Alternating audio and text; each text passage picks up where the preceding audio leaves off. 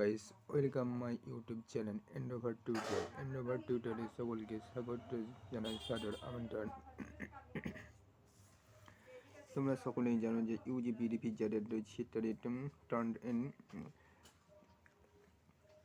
ডিসেম্বরে পরীক্ষা অনুষ্ঠিত হতে চলেছে। তোমরা নিশ্চয়ই রুটিন পেয়ে গিয়েছো এবং এক্সাম ফর্ম ফিল আপ ও অ্যাসাইনমেন্ট সাবমিট করে ফেলেছো। চলো, আজকে আমরা এডুকেশন সাবজেক্টের কিছু গুরুত্বপূর্ণ প্রশ্ন উত্তর নিয়ে আলোচনা করতে এসেছি। দেরি না করে প্রশ্নগুলো দেখে নেওয়া যাক। আজকের প্রথম কোশ্চেন, প্রথমে ইউজির সিসি ইডি অর্থাৎ এডুকেশনের 05 পেপারের কিছু কোশ্চেন নিয়ে আলোচনা করব। এখানে তোমরা কোশ্চেন প্যাটার্ন নিশ্চয়ই জানো যে এখানে 10, 6 এবং 3 মার্কসের কোশ্চেন হয়। টোটাল মার্কস হয় 70 মার্কস। 10 নম্বরের প্রথম কোশ্চেনগুলো দেখে নেওয়া যাক। 1 নম্বর, শ্রীরামপুর ত্রয়ী কারা ছিলেন? বাংলা সাহিত্যের শ্রীরামপুর প্রেসের গুরুত্ব আলোচনা করো। নেক্সট কোশ্চেন, 1813 সালের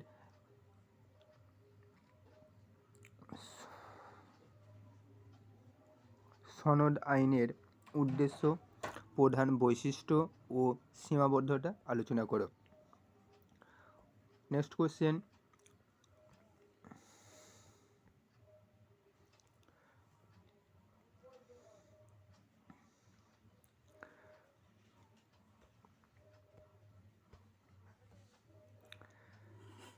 উডের ডেসপ্যাচের বর্ণনা, সুপারিশ এর বিষয়বস্তু আলোচনা করো। নেক্সট কোশ্চেন, জাতীয় শিক্ষা আন্দোলনের কারণ, উদ্দেশ্য ও গুরুত্ব আলোচনা করো। নেক্সট কোশ্চেন, শিক্ষাক্ষেত্রে গান্ধীজির অবদান আলোচনা করো। নেক্সট, শিক্ষাক্ষেত্রে সমাজ সংস্কারক হিসাবে বিদ্যাসাগরের অবদান আলোচনা করো। এগুলো 10 নম্বরের কিছু গুরুত্বপূর্ণ প্রশ্ন। 6 নম্বরের কোশ্চেনগুলো দেখে নেওয়া যাক। ফার্স্ট কোশ্চেন, রেনেসাঁ কাকে বলে? বাংলা নবজাগরণের পটভূমি সম্পর্কে আলোচনা করো।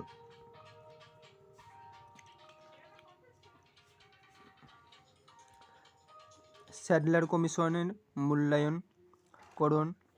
নেক্সট কোশ্চেন, গোখলে বিল কেন প্রত্যাহার হয়েছিল বা খারিজ হয়েছিল কেন? নেক্সট,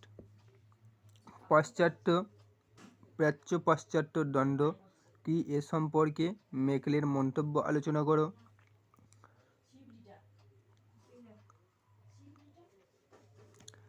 সিমলা সম্মেলন সম্পর্কে সংক্ষেপে আলোচনা করো। অ্যাডামসের প্রতিবেদন নিয়ে একটি সংক্ষিপ্ত পটভূমি ও বিষয়বস্তু আলোচনা করো। এগুলো ছিল 6 নম্বরের কোশ্চেন। এবার দেখো 3 নম্বরের কোশ্চেন, উডের দেয়া নির্দেশনামায় নির্দেশিকাকে ডেসপ্যাচ বলা হয় কেন?